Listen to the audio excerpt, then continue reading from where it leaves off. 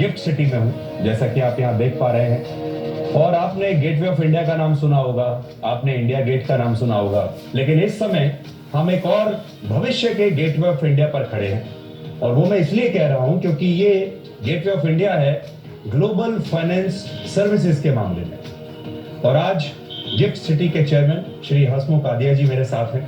उनसे हम ये पूछेंगे कि इस गिफ्ट सिटी के पीछे क्या थॉट प्रोसेस है और यहां पर ऐसा क्या नया होने वाला है जो इस देश में किसी ने सोचा नहीं, किसी ने देखा नहीं, और दुनिया भर में भी जो बाकी के जो बड़े बड़े देश हैं वो हमारी तरफ देख रहे हैं। हसमुख जी, आपका बहुत बहुत स्वागत है। Thank you very much Sudhir.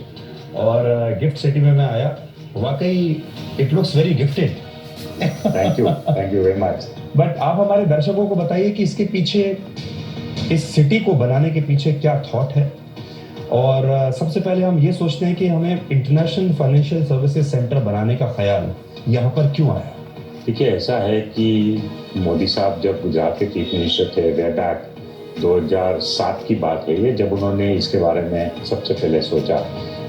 उन्होंने विश्व भर में प्रवास किया था, उनको पता था कि इंडिया रिलेटेड भी फाइनेंशियल सर्विसेज जो है, जैसे कि किसी इंडिया की कंपनी को ऋण लेना है या किसी को री इंश्योरेंस कराना है या किसी को एयरक्राफ्ट लीजिंग कराना है या शिप लीजिंग करना है, तो इंडिया रिलेटेड सर्विसेज भी सब विदेश में चली जाती थी।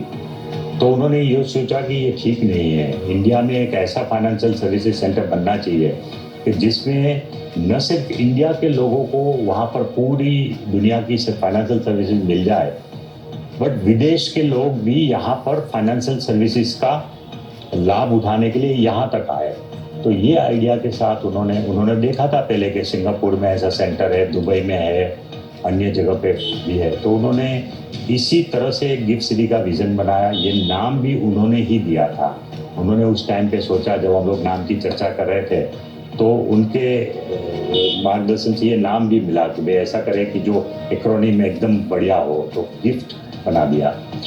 और उसके बाद थोड़ा समय लगा, 2007 में कंपनी बना दी, 2011 में इसका लैंड का अलॉटमेंट कर दिया। करीब 900 एकड़ जमीन में हम लोग यहाँ जो खड़े हैं, वो सरकार ने पूरी की पूरी गिफ्ट सिटी कंपनी को दी। उसके बाद इंफ्रास्ट्रक्चर डेवलप करते करते 2015 हो गया। 2015 में यहाँ पर कुछ कारोबार शुरू हुआ, जब पहली बार रिजर्व बैंक ऑफ इंडिया और दूसरे रेगुलेटर ने कुछ चीज़ों में यहाँ पर एक अलग से डिस्पेंसेशन दिया, रेगुलेटरी छूट छाट दिया, तब जाके यहाँ पर कुछ कारोबार शुरू हुआ।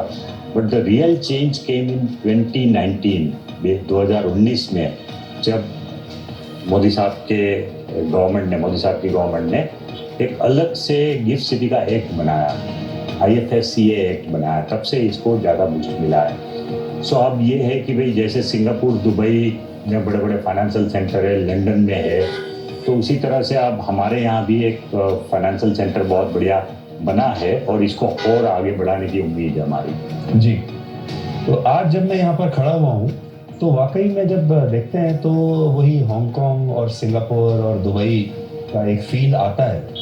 तो वो भी हम ज़रा एक बार देखने की कोशिश करते हैं कि ये शहर कैसे दिखता है। और अपने दर्शकों को भी मैं ये बताना चाहता हूँ, आपके लिए क्विज जैसा है कि हम आपको अभी कुछ दिखाएंगे और आपको शायद ये लगेगा ही नहीं कि आप इस समय भारत में खड़े हैं।